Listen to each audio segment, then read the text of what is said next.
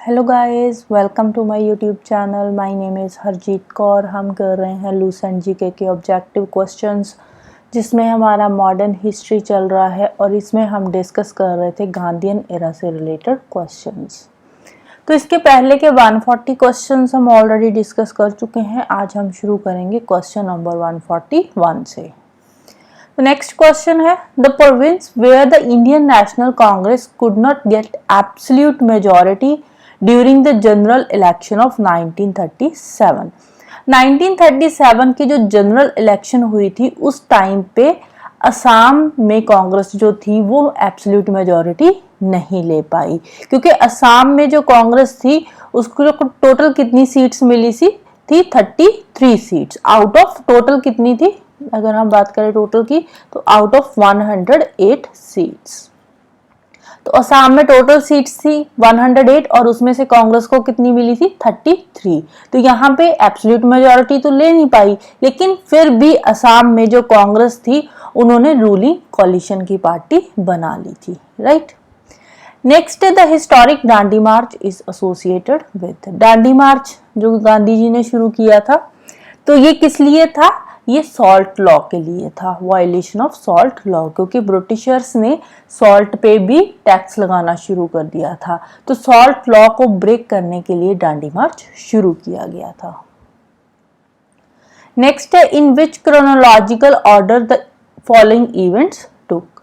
First है Chauri Chaura episode, Chauri Chaura incident, ये कब हुआ था 1922 में।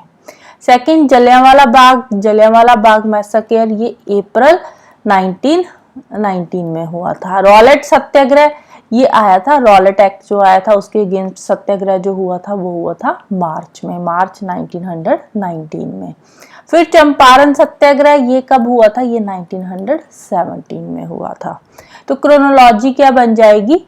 फर्स्ट है चंपारण सत्याग्रह, फोर्थ वाला आ जाएगा, उसके बाद रॉलेट एक्ट के बाद जलियांवाला बाग और लास्ट में चौरी चौरा।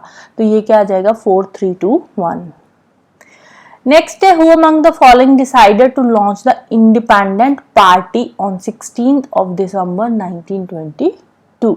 16 दिसंबर 1922 में जो इंडिपेंडेंट पार्टी बनी थी तो वो किसने बनाई थी? तो इंडिपेंडेंट पार्टी जो बनाई गई थी वो किसके द्वारा बनाई गई थी? वो बनाई गई थी मदन मोहन मालवीय एंड मोतीलाल नेहरू जी के द्वारा। तो आंसर आ जाएगा ऑप्शन डी 2 and 4।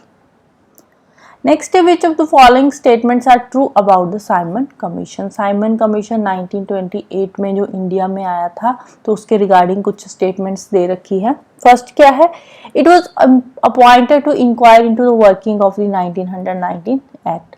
1919 का जो एक्ट था उसको रिव्यू करने के लिए इन्होंने पहले ही बोला था कि 10 साल के बाद हम एक कमीशन लेकर आएंगे। तो 10 साल तो 1929 को होने थे, लेकिन 1928 को ये जो साइमन कमीशन था ये इंडिया में आया था। It was headed by sir John Simon, ये भी सही है, फर्स्ट वाली भी राइट है। It recommended a federal form of government, ये भी सही है। It was opposed by Indian leaders ने इसको अपोज करा था, क्योंकि इसमें कोई भी इंडियन रिप्रेजेंटेटिव नहीं था, सारे के सारे वाइट मेंबर्स ही थे। तो चारों की चारों स्टेटमेंट्स यहाँ पे राइट है। तो आंसर आ जाएगा option D all the above. Next, select the correct chronological order of the following events from the quotes given below. First है पूना पैक्ट। पूना पैक्ट कब आया था? ये 1932 में आया था। क्विट इंडिया मूवमेंट 1942 में। कैबिनेट मिशन 1946 में। शिमला कॉन्फ्रेंस 1945 में। तो करेक्ट क्रोनोलॉजी क्या बन जाएगी? फर्स्ट आ जाएगा Poona Pact, then Quit India Movement, फिर शिमला कॉन्फ्रेंस और लास्ट में कैबिनेट मिशन। तो 1, 2, 4, 3 आ जाएगा answer. Next, which of the following institutions were founded during the Non Cooperation Movement. Non Cooperation Movement के टाइम पे कौन सी इंस्टीट्यूशंस फाउंड हुई थी? तो एक तो थी काशी विद्यापीठ, दूसरी थी गुजरात विद्यापीठ और तीसरी थी जामिया मिलिया। तो 1, 2, 3 आ जाएगा answer option C. Next, which one of the following was favored by Nehru but not favored by Gandhi ji? तो ये है हैवी इंडस्ट्रियलाइजेशन। जो नेहरू जी थे ये हैवी इंडस्ट्रियलाइजेशन को फेवर करते थे, लेकिन जो गांधी जी थे ये कॉटेज इंडस्ट्रीज को फेवर करते थे, राइट। नेक्स्ट है, Who among the following Pakistan national was awarded Bharat Ratna by the Indian government? कौन से पाकिस्तानी को इंडियन गवर्नमेंट ने भारत रत्न दिया था? तो वो थे खान अब्दुल गफ्फार खान। क्योंकि जो भारत रत्न अवार्ड है इसको देने के लिए ये जरूरी नहीं है कि जो पर्सन है वो इंडियन ही हो, इसमें ऐसा कोई प्रोविजन है नहीं है भारत रत्न में। इसीलिए खान अब्दुल गफ्फार खान को भारत रत्न दिया गया था 1987 में। ये जो खान अब्दुल गफ्फार खान है इनको फ्रंटियर गांधी भी बोला जाता है, राइट, फ्रंटियर गांधी। इसके अलावा अगर हम बात करें भारत रत्न की, तो नेल्सन मंडेला को 1919 में दिया गया था, 1990 में नेल्सन मंडेला को दिया गया था, और 1980 में मदर टेरेसा को भी भारत रत्न दिया गया था। नेक्स्ट है assertion, Nehru had no regard for Upanishads. तो असर्शन वाली स्टेटमेंट रॉन्ग है। Reason his attitude was scientific. हाँ, जो नेहरू जी थे वो साइंटिफिकली सोचते थे, तो ये वाली स्टेटमेंट राइट है। तो A is false but R is true. Next है, in Delhi Congress session on 14th of June 1947 the resolution for India's partition was passed.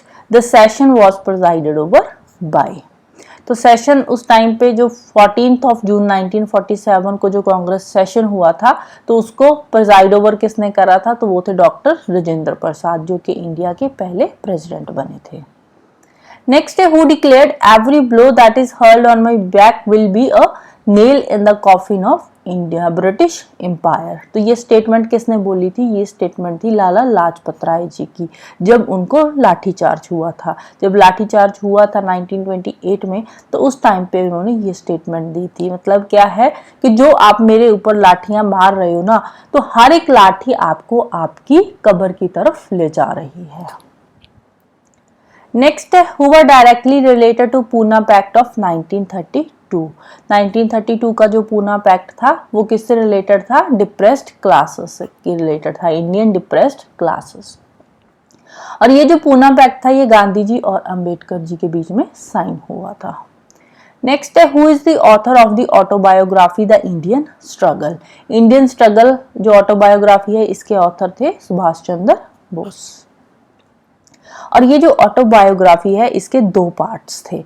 जो फर्स्ट पार्ट था, फर्स्ट पार्ट में 1920 से लेकर 1934 तक की जो हिस्ट्री है, इंडिया का जो स्ट्रगल है वो डिस्क्राइब किया हुआ है। और ये वाला जो फर्स्ट पार्ट था ये लंदन में पब्लिश हुआ था, राइट। और जो इसका सेकंड पार्ट है, सेकंड पार्ट में 1935 से लेकर 42 के टाइम पीरियड की जो हिस्ट्री है, जो स्ट्रगल है, उसको डिस्क्राइब किया हुआ है। तो ये दो पार्ट है इंडियन स्ट्रगल की जो बुक है उसके।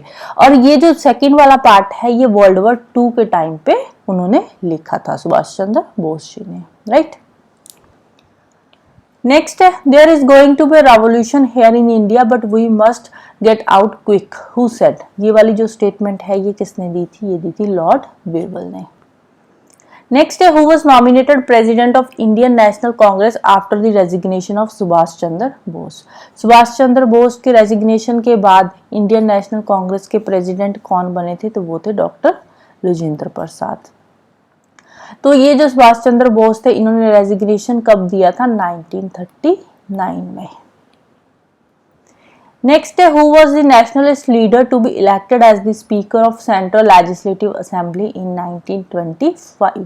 1925 में सेंट्रल लेजिस्लेटिव असेंबली के स्पीकर कौन इलेक्ट हुए थे? तो वो थे विठल भाई पटेल। ये सरदार पटेल के ही ये भाई थे। ये एक इंडियन लेजिस्लेटर थे और पॉलिटिकल लीडर भी थे। इसके अलावा ये स्वराज्य पार्टी के को फाउंडर भी थे। नेक्स्ट है, the first mass movement started by Mahatma Gandhi. Mahatma Gandhi ji का जो पहला मास मूवमेंट था वो था इंडिगो मूवमेंट, 1917 में हुआ था।